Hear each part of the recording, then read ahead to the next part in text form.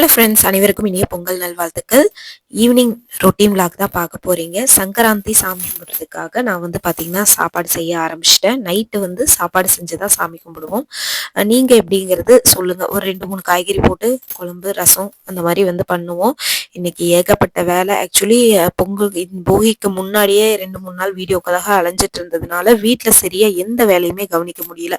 அதனால வீட்டை துடைக்கிறது, பெட்ஷீட்டை மிஷினில் போட்டு எடுக்கிறது எல்லா வேலையுமே இன்னைக்கு தான் எனக்கு வந்து இருந்ததுனால ஸோ நைட்டு ரொம்ப டயர்ட் ஆயிட்டேன். சரி, சாம்பார் ரசம் மட்டும் வச்சுருவோம் அப்படின்னு சொல்லிட்டு ரெடி பண்ணிட்டு இருந்தேன். அதுக்கு தேவையான காய்கறியும் எல்லாமே வாங்கிட்டு வந்துட்டு எல்லாமே ரெடி பண்ணிட்டு இருந்தேன். இட்லிக்கு மாவு அரைக்கிறதுக்காக அரிசியும் ஊற போட்டிருந்தேன்.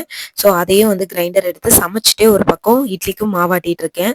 ஸோ எல்லா வேலையும் அப்படியே போய்கிட்டு இருக்கு. இதுக்கடையில் 2 3 பாத்திரம் கழுவ வேண்டியது இருந்துச்சு. அதனால பாத்திரத்தையும் கழுவி வச்சுட்டேன். இந்த கேப்ல வந்து சாப்பாடும் வந்துருச்சு. அதே மாதிரி இதுவும் வந்து ரெடி ஆயிடுச்சு. பருப்பும் வந்துருச்சு. சாப்பாடை வடிச்சு விட்டுட்டு பருப்பு குழம்புக்கு ரெடி பண்ணலாங்கிறதுக்குள்ள இட்லிக்கு போட்டிருந்தேன் இல்லையா, உளுந்து நல்லா ஆடி வந்துருச்சு. இட்லி உளுந்தை எடுத்து இப்படி நம்ம கையில ஊதி பார்த்தா நல்லா குழியா வந்திருந்ததுன்னா அது கரெக்டான பதம் அப்படின்னு சொல்லிட்டு ஒருத்தங்க சொன்னாங்க. ஸோ அதுல இருந்து இப்போ வரைக்கும் நான் அதே மாதிரி தான் வந்து நான் ஆட்டிட்டு இருக்கேன். ரெண்டாவது வந்து ஆக்சுவலி 2 கிலோக்கு இட்லிக்கு ஊற போட்டிருந்தேன். ஒரு சைடு போட்டு எடுத்தாச்சு. ரெண்டாவது சைடு பாருங்க, சாப்பாடும் வந்துருச்சு, பருப்பும் வந்துருச்சு. ஸோ அதனால பருப்பு தனியாக வடித்து ரசம் வைக்கிறதுக்காக ரெடி பண்ணிட்டு இருக்கேன். ஆக்சுவலி லேடிஸ்க்கு தாங்க இவ்வளோ கஷ்டமும். எல்லா வேலையும் லேடிஸ்க்கு தான். வெளியில் போகிறது, வீட்டில் இருக்கிறது எல்லாம். மற்றவங்க வீட்டில் எப்படின்னு தெரில. இன்னும் எங்கள் வீட்டில் வந்து பார்த்திங்கன்னா உள்ளே போகிறது வெளியில் போகிறது எல்லா வேலையும் நம்ம தான் பார்க்க வேண்டியதாக இருக்குது. எல்லாத்தையும் பார்த்து நம்ம டயர்டாகி நம்ம ரெஸ்ட் எடுக்கிறதுக்கு கூட நம்ம வேலை செஞ்சு தான் ரெஸ்ட் எடுத்துக்க வேண்டியதாக இருக்குது. எல்லா காய்கறியும் வந்து பார்த்திங்கன்னா 2 போட்டு ஆக்சுவலி இது நைட்டுக்கு மட்டும்தான் சாம்பார்.